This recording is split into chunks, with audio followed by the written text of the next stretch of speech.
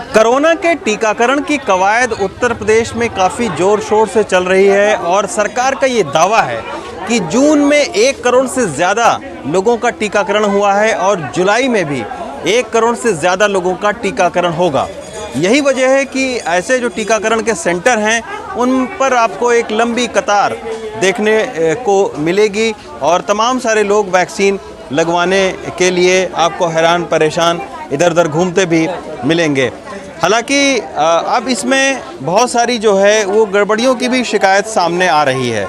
गाज़ियाबाद में ward number 17 के एक पार्षद हैं, देवेंद्र भारती उनका नाम है, उनसे हमारी मुलाकात हुई तो देवेंद्र भारती का ये कहना था कि वो 24 तारीख को टीका लगवाने के लिए एक सेंटर पर गए और इसके बाद में पत्नी, बच्चे और खुद वो गए, 3 लोग टीका लगवाने के लिए इस तरीके के सेंटर पर गए। लेकिन जब वो टीका लगवाने पहुँचे वहाँ पर तो टीका ख़त्म हो चुका था, केवल एक टीका बाकी था। तो उनकी पत्नी को तो टीका लग गया लेकिन देवेंद्र भारती और उनके बेटे को टीका नहीं लग पाया। ये कहा गया कि आप अगले दिन आइएगा तब आपको टीका लगाया जाएगा।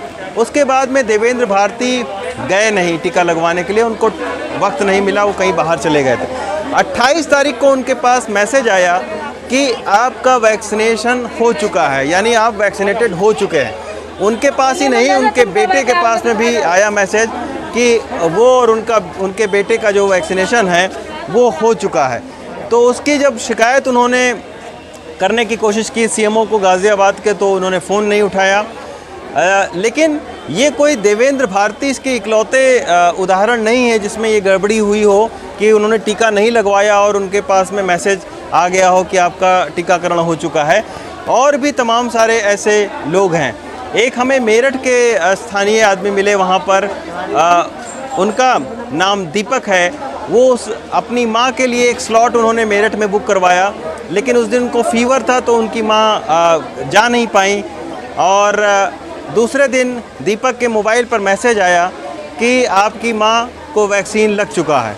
अब वो भी दीपक हैरान परेशान जो है वो शिकायत करने के लिए सारे डॉक्यूमेंट लेकर इधर उधर घूम रहे हैं। आज हमने खुद सीएमओ जो गाज़ियाबाद है उनसे बात करने की कोशिश की कि आखिर इस तरीके की शिकायतों पर प्रशासन का क्या रुख रहता है, तो उन्होंने उसका कोई जवाब नहीं दिया। उन्होंने पहले तो कहा कि इस तरीके से हो ही नहीं सकता है, अगर हुआ भी होगा तो ऐसे इक्का दुक्का केसेस हैं।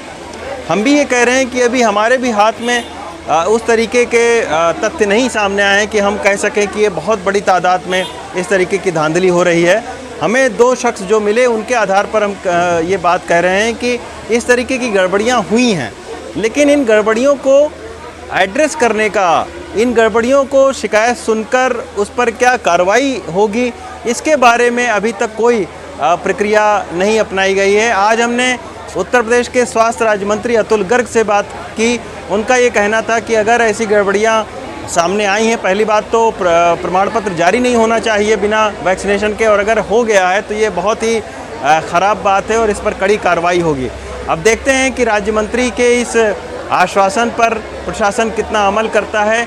लेकिन फ़िलहाल वैक्सीनेशन में जो शिकायतें आ रही हैं, जो गड़बड़ियाँ की बात सामने आ रही है, उन पर सरकार को गंभीरतापूर्वक उन गड़बड़ियों को सुनना चाहिए और उसे दूर करने की कोशिश करनी चाहिए। गाज़ियाबाद से प्रेम सिंह के साथ रवीश रंजन शुक्ला, एनडीटीवी इंडिया।